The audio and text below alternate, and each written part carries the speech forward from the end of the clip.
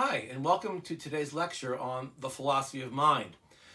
This PowerPoint is rather long, so I have divided this video lecture into two parts, each about 20 minutes or so. Make it easier to upload and for you to review it. By now, you should have read the excerpt by Rene Descartes, and hopefully you've had a chance to look at the little video lecture on Descartes. By now, you should have also had a chance to read the short article by John Searle, which for me is very, very important. I think he grounds the topic very well there. There are a couple of short videos I'll post as well on John Searle, which are sort of optional. But if you like his work, you'll enjoy listening to these. And hopefully also you've had a chance to read some of the chapters in Patricia Churchland. We'll be reading more of Churchland this week. You'll be writing an essay on philosophy of mind, so all this stuff is very useful to you. You'll have a wide range of choices of what you want to write about, so don't worry about that right now. So to start off, philosophy of mind is one of the central topics of philosophy in the 20th century. And for several reasons, as we'll get to in a minute. It explores questions like, what is the mind? And it does so differently than what we do in psychology, for instance, or in neuroscience. What is a mental event? What is consciousness? What is the relationship of consciousness to the physical world?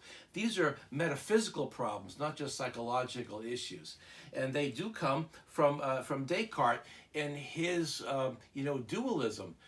The big question, metaphysically speaking, is what is the relationship between the mind and the physical body?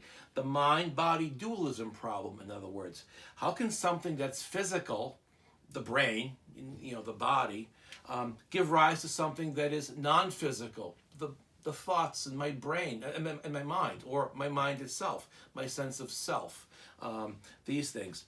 As John Searle says at the beginning of his article, very eloquently, I think, how can the world contain nothing but unconscious physical particles, yet also contain consciousness? I guess it's not a big problem if you look at it in one sense. Say, well, the world can have any number of different kinds of stuff. We could have 15 different kinds of stuff in the world. But if different kinds of stuff interact with other kinds of stuff, you've got a problem there. Okay? How can consciousness arise from what is physical and interact with what is physical? Is reality one thing, two things? Is it 15 things or 20 different things? So this is why it's a metaphysical problem. To quote Searle once again, we think of ourselves as conscious, free, mindful, rational agents in a world of mindless physical particles. The molecules that make up my desk, are these mindless physical particles. At a certain level of organization, they form a surface that is solid. The neurons in my brain, if we break those things down beyond the level of the individual cells, we'll find they contain chemicals. Eventually we can break these things down into molecules and then even farther into atoms and even tiny vibrating strands of energy if we want to go as far as string theory, right? But at a certain level of organization, these molecules form living matter, and not just that, but also a tissue that gives rise to neurons, and neurons which, when they come together, cause thinking to happen. So how is it that consciousness comes out of something that's not physical? That is why Descartes' question from the 1600s is so relevant today. How can mental states arise in something that is physical? And what is a thought, after all?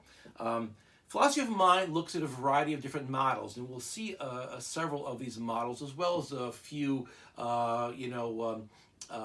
smaller perspectives from a couple of philosophers that I'm very interested in.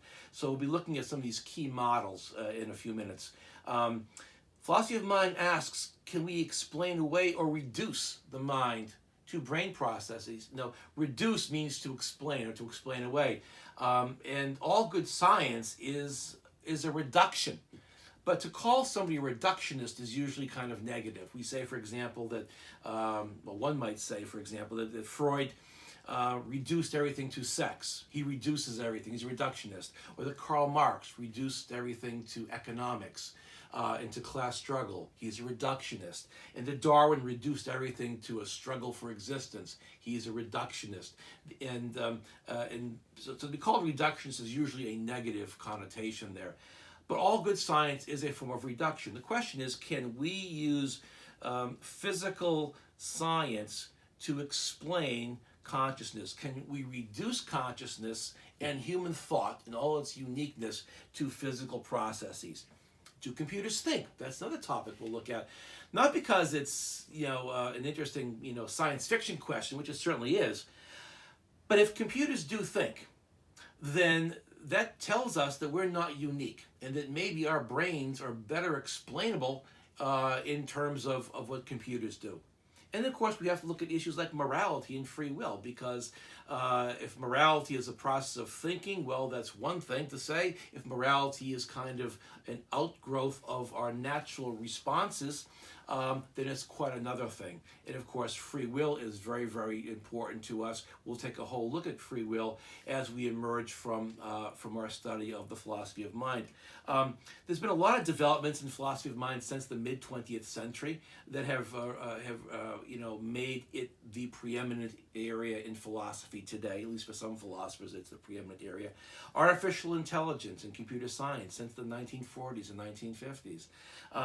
Cognitive psychology, which has really come into its own since the 1960s, and linguistics insofar as it works in the area of cognitive of science. Neuroscience, which also really came into its own in the 1950s and 1960s. Genetics, which is even more recent than that, which tells us about the genetic predispositions to certain, physical and mental attributes and to certain behaviors. And finally, evolutionary psychology, which is a fancier name for what used to be called sociobiology. So these are some of the areas that have given rise to philosophy of mind in its reformulated way. These are things that Descartes would have had no idea about. First, a few definitions. Dualism means that there are two kinds of things in the world. Mind and body both exist. As Descartes suggested, that's a dualist position. Many philosophers have been monists. They say there's only one kind of substance in the world, one kind of thing in the world. Some have argued that only mind is real. We call these people idealists. What's primary is idea or mind. How else, for example, do you know about the physical world except through your mind? So mind might be the starting place for us to look at. Other philosophers argue that matter is most real. We call these people materialists. So which is it? Is it one or the other, or are we dualists? This kind of sets the stage for the philosophy of mind debate in the 20th century. I'm not going to cover Descartes in detail. I'm just going to summarize based upon my last lecture.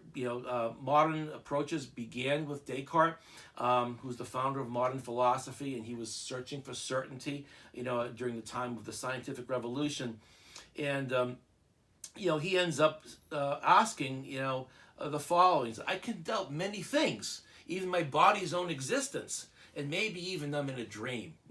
Think of the Matrix movie, for example, on this one.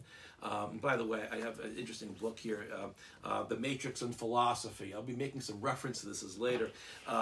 It's interesting to note that a lot of philosophy, is connected to science fiction in some ways. I maintain that all good science fiction has some kind of a philosophical premise there. So we can talk more about the Matrix later on. But maybe we're all living in a dream state. But Descartes says, I can doubt all these things, but I cannot doubt that I exist if I am thinking. And doubting is a form of thinking. So I think, therefore I must exist. That is a truth beyond doubt. That's the meaning of I think, therefore I am, cogito ergo sum. He argues further that there is a necessary connection between his thinking and his existence. If he's thinking, he must be existing. But there's a contingent or arbitrary or might be different kind of situation between his thinking self and his body. Maybe my body is not really here. Maybe I'm not sitting behind a chair, at a desk. Maybe I'm floating around as a brain in the vat, in the Matrix or something like that. So Descartes ends up concluding that there are two kinds of substance in the world. The body has material extension. This book has extension, has three dimensions in the world. It's what we call res extensa, and the mind, not material at all, is a res cogitans, a thing which thinks. And this is the beginning of the dualism problem that we have. Where this leaves us, is with the problem of two ontologies. That's my phrase for this. There's two kinds of stuff that exist in the world, and we need to explain how they interact and what is their connection. This is the beginning of the dualism problem. And I don't want to suggest that nobody worked in this area between Descartes and the 20th century. Some people did. But it's only in the first third, middle part of the 20th century that philosophy of mind really became reinvigorated, and that's where our story picks up. We look, for example, to people like Gilbert Ryle, who in 1949, coined the phrase "ghost in machine," referring to what Descartes had left us. Descartes leaves us, he says, with a scenario where this soul or mind happens to inhabit the body in the same way that a ghost might animate a machine and make this machine go. It's an inadequate explanation for how things work. Daniel Dennett, who's a contemporary philosopher, he's over at Tufts University. He's now emeritus, semi-retired. He talks about this being Cartesian theater. We're sitting there watching all these things go by in front of us. John Searle, contemporary philosopher, retired from the University of California, says that dualism, as Descartes talked about it, is an outmoded 17th century conception. So what does the 20th century have to offer? We'll take a look at this. But before I get to this, I just want to toss out a couple more definitions. One is substance dualism. That's what Descartes talked about. There's two kinds of substance. And there's something called property dualism. Property dualists say, well, there's only one substance in the world. It's probably just matter. But there are two sets of properties that results from this. One set of properties are uniquely mental, and another set of properties are uniquely physical. So we've got already, different perspectives in the late 20th century. Some philosophers are property dualists. Another word is qualia, which is a plural, actually. A qualia, you can see the word quality in there. Quality simply means what it's like to be something. What a subjective, conscious experience is actually like. What is pain like? What is it like to feel in love? What's it like to be a mom?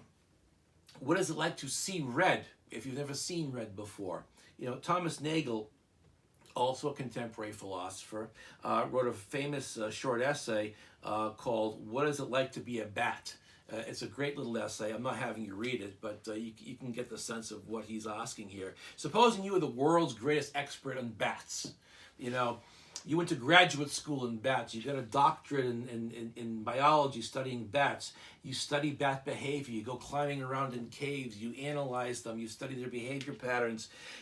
Maybe you sleep upside down, hanging from a perch in your bedroom like a bat. Maybe you dress up as Batman at Halloween.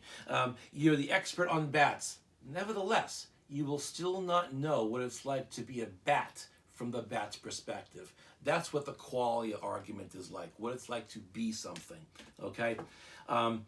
John Searle, this is a cute little phrase that he has here. He says famously, "We don't have a stomach digestion problem today. How can we have a mind-body problem?" You can go to a doctor, who specializes in the GI tract and say, what are you working on? No doctor's going to say, well, my current problem is to explain this stomach digestion dualism. That'd be ridiculous. Digestion is what stomachs do. Searle says it's kind of the same thing with philosophy. There shouldn't be a mind-body problem. Minds are what bodies do. So why not just try to dissolve this dualism? And we'll see in a few minutes how Searle does that. Historically speaking, I want to start with behaviorism, which goes back to the late 19th century and for the first 3 or 4 decades into the 20th century. If you've studied psychology, you may have studied a lot more of this. Just to call out a few names: John Watson, Ivan Pavlov, conditioned response, things like that. And of course, B.F. Skinner, who was working up through the 1950s. And we kind of break these people down to hard behaviorists and soft behaviorists. The hardcore people say, well, there's no such things as minds, only behaviorists. So let's just focus on observable behavior. There are soft behaviorists who say, well, there might be things as minds and mental states, but science does not need these to explain and predict activity. They share a focus on observable behavior. It's empirical and scientific. And you kind of appreciate what they're trying to do here. They're trying to make psychology a science. What could be more scientific than observing phenomena and then report on that? But there are problems with behaviorism, as you can imagine. The biggest problem is that it denies and ignores what is most obvious to us. Our conscious mental experience, what it's like to be something. It denies the qualia of being conscious and of being aware. It's also very deterministic and reductionist. So behaviorism is not an option for philosophers today. There aren't many hardcore behaviorists around today. That's certain. Although I just want to add quickly for those who study psychology, psychology still focuses on behavior. But it's not the classic behaviorism. You might encounter applied behavior analysis, ABA, techniques, and something called cognitive behavioral therapy, or CBT, is one of the most widely used methods of therapy today. So psychology still focuses on behavior and how to change behavior. Anybody who's ever been a parent knows that we try to change the behavior of the children in such a way. But no one's arguing that all of our mental life is reducible to behaviors. I don't want to spend a lot of time on this next one, but I just want to point it out because it has involved a couple of the more noteworthy philosophers of the mid-20th century, and that's logical behaviorism. It's a form of behaviorism, but it's a little bit different. Gilbert Ryle, a very famous philosopher, and others proposed this idea. They say, there's no such thing as a physical mind. And to assert that there is such a thing is to make a category mistake. It's an error in classifying different kinds of things. The example Ryle uses is somebody goes to a university and show me the university, and so somebody takes him to the library, into the dormitories, and into the classrooms, into the administration office, and take it to the quad and to the sports complex. At the end of this tour, the person says, "Yes, I've seen all these things, but I want to see the university." Well, the university is a collective noun, refers to the entire thing. It's a category mistake of sorts. That's what he means. It's an error of logic. According to Ryle and some of these other thinkers, the mind is just behavior. That's all it is. And it's a predisposition to a certain kind of behavior. My thoughts, my beliefs, my ideas, they don't denote or point to its things per se. But they refer to a propensity or a predisposition for me to say or to do certain things. In other words, to engage in certain behaviors. If I say it's raining outside, what I really mean to say is that you can observe my response in terms of closing the window and going outside with an umbrella. Logical behaviorism has its own limitations. I'm not going to spend more time talking about that, but for the sake of completeness, I wanted to say something. The first theory that really has gained lots of traction began in the late 50s. It's called identity theory, or sometimes mind-brain identity theory. It was first proposed by J.J.C. Smart and a few other philosophers in the 1950s. And this one is very modern because it talks about brain states. Look, there is an identity between mental states and brain states. Hooray, somebody's finally said something that Descartes didn't say. Mental terms, like I'm in pain, I'm in love, I'm thinking about the number 7. I'm listening to music and processing something like that. Mental terms do name real entities, but they are neurological events. And no one's going to deny that there isn't neurological activity going on in the brain. Sensations, furthermore, are just brain processes. If I hurt my hand on my desk by banging it, ouch, I feel a pain in my hand. I may have injured the tissue in my hand, but the pain is being processed in the brain. So identity theory, very, very modern, but there are some problems. It's a huge improvement over past models, over behaviorism and logical behaviorism, of course, over Descartes. But there's a big problem. It means that there has to be a correspondence between this mental state and a particular brain state. And we can't find such correspondences. And it's not just because we don't have the technology to do it. It's just impossible to do that. I'll give you an example. If I have a memory of being at the beach last summer, this memory exists. This is a mental state. It exists because there are certain neurons that are being activated. That is my certain brain state. But if I activate those same neurons in another person's brain, it does not follow that this person would then have a memory of being at the beach. It's not that simple. You just can't stimulate certain neurons to get the same reaction. We do know from neuroscience that there are certain regions of the brain that are engaged in certain activities. We know where math problems are processed. We know where ethical reasoning occurs, but we cannot find a one-to-one correspondence. And this is the point where I want to mention something that's a little bit older here. It's a principle from logic that comes from this guy Leibniz, way long ago. It's called Leibniz's law. If two things are identical, okay, they must have all the same properties in common. How else are they identical? So for example, if I were to say J.K. Rowling and the author of the Harry Potter books, those are two different terms, but they are identical because they both would share the properties of having written those books in the Harry Potter series. We cannot make that same kind of equivocation, equivalency between the brain state and the mental state. Mental states have properties that are not attributable to brain states and vice versa, and that's the problem with identity theory. It's a good start, but it's not going far enough in the right direction. At this point, I'll take a pause and we'll return in a couple of minutes with part 2 of our presentation. Thank you.